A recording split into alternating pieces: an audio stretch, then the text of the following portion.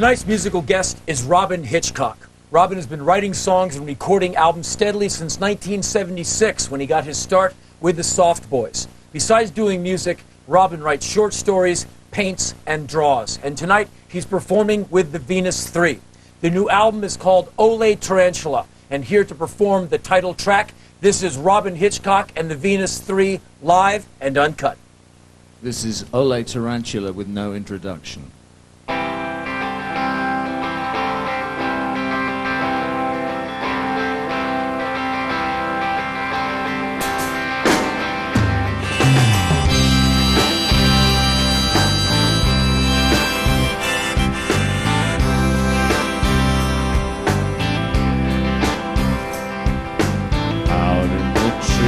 Old tarantulas got me humming. Out in the desert, the cacti are home. Tarantulas cluster in their underground dome. Ole, tarantula.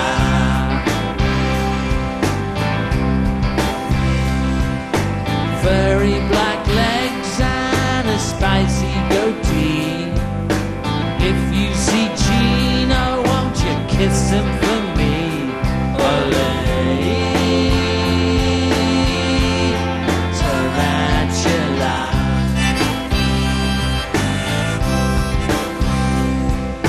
Through the dark window, she squeezes her eggs. Out they come tumbling on their spindly legs. Ole, tarantula.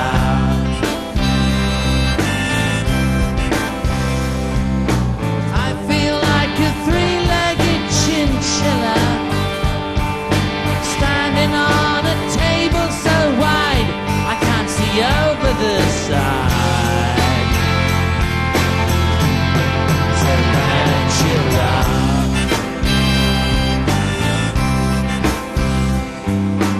Look at his fingers caressing the keys. If he don't please you, you just can't be pleased. Ole, tarantula.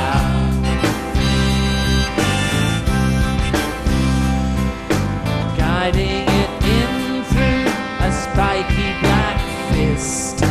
If she don't kiss you, you'll never be kissed. Ole, tarantula.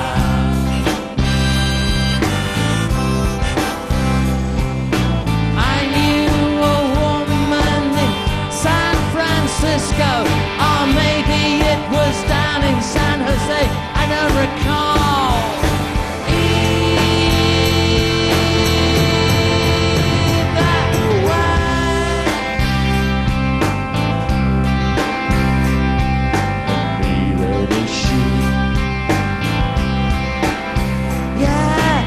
About me,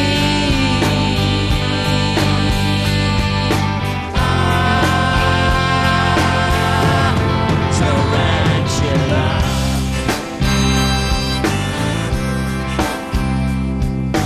All life is sinful, the Catholics say. Use it up quick and then you throw it away. Ole,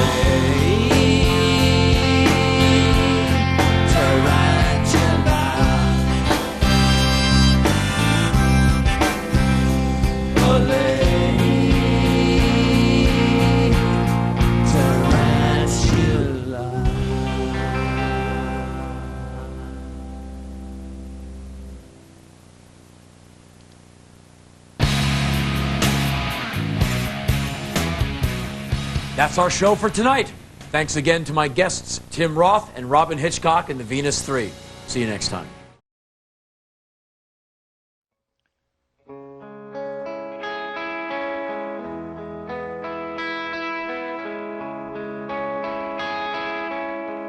I never finished the book.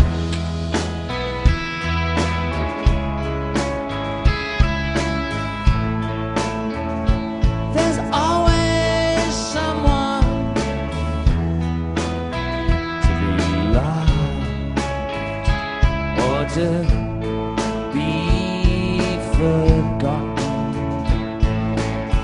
But if you take a long look,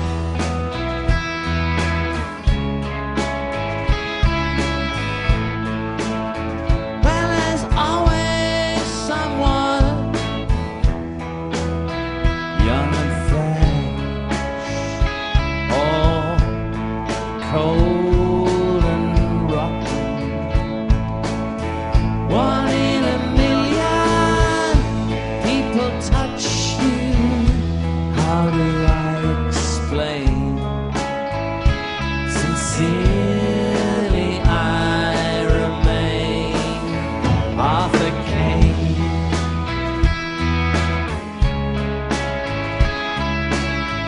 I was a New York doll.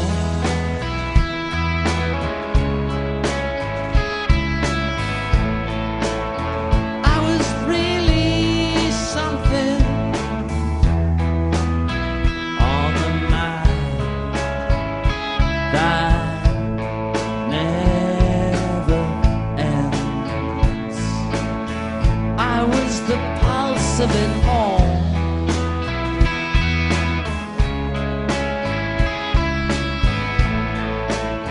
But there's always poison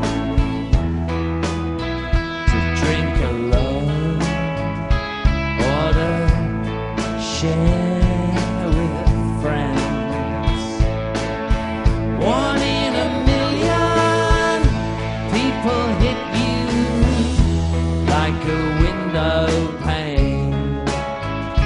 Sincerely I remain Arthur Kane.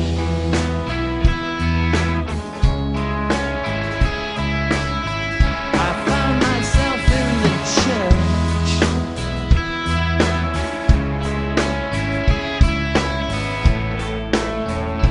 I needed something bigger than the world I knew. But in the library of your memory, people live in their books.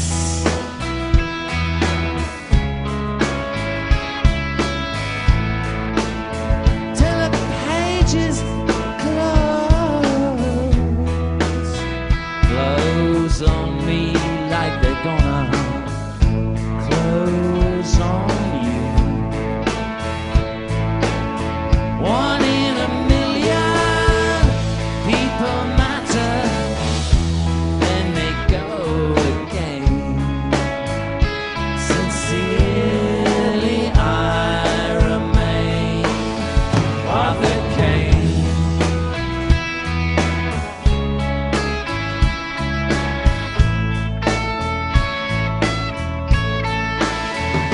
Arthur Kane.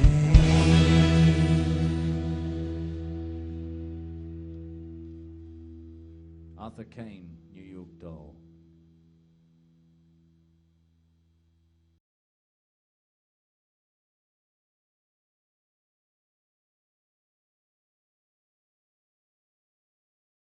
I'm Robyn Hitchcock and have been for a long time, and my current group is the Venus 3, which comprises Peter Buck, who has been playing with me for almost as long a time, Scott McCoy, who's been playing with me for about 2/3 of that time, and Bill Rieflin, who's been playing with Bill and Scott in REM, but used to be in one of my daughter's favourite bands, Ministry.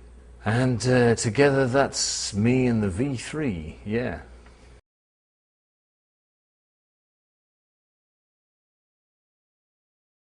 We've played together for ages, you know. I mean, our relationships are basically from music.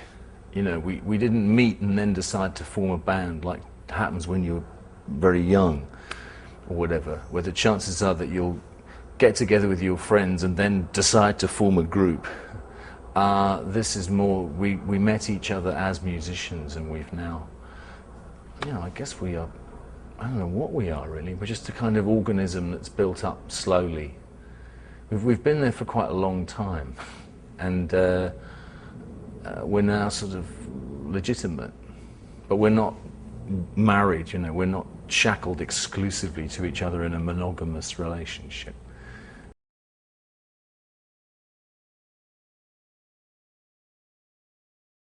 I've never enjoyed performing as much as I do now. I think that's partly because of how long I've been around, and I know I won't be around indefinitely, so I should start enjoying it maybe. I don't know what it is, but it works. I suppose maybe it's like people who get together later in life and they've already been in their long-term relationships. They know what it's like. They're not expected to have children together. They haven't got families saying, well, when are you two going to do the decent thing? And I never cared for her uncle and that kind of stuff. You know, there's those overtones aren't there. We've all had our careers, really. But rock and roll is an old man's game now. So just because you've had your career doesn't mean you can't carry on having it. Witness the Stones. You know, they're a dozen years older than us and they're playing to their biggest ever audiences. So whereas when I was growing up it would have looked disgusting to have a group of 3 50-year-olds and a sprightly 47-year-old drummer in the background, you know, we'd have looked like police officers or I don't know, some sort of pervert squad. But now it's fine, it's just, you know, more middle-aged indie rockers chugging away, you know, and indie rockers have to get old like everybody else.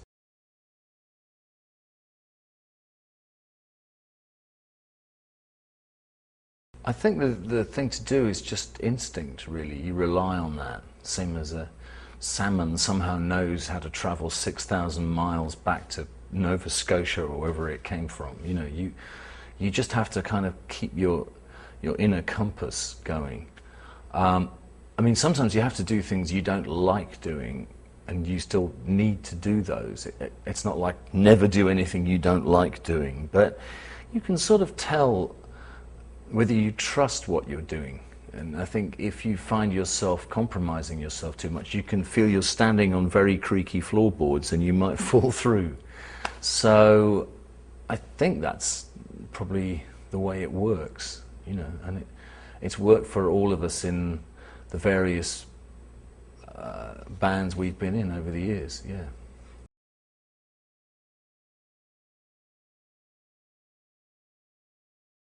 Well, I'm really glad people like Ole Tarantula, but you know, it's very much the classic template that I was first involved in back in the Soft Boys days, nearly 30 years ago. You know, 2 guitars, bass and drums, multiple harmonies. I mean, essentially, it's Beatle music, and people have tried to throw off the shackles of the Beatles over the years, you know, including the old Beatles themselves. You know, I don't want that stuff, you know.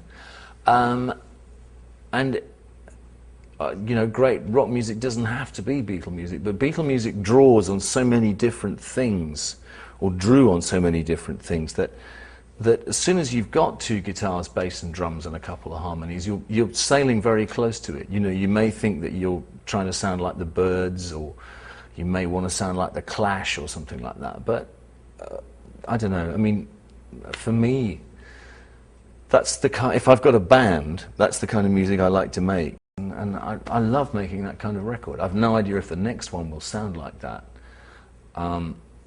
It's from so far it's sounding a bit different, you know, but you have to trust records to sound the way they want to sound.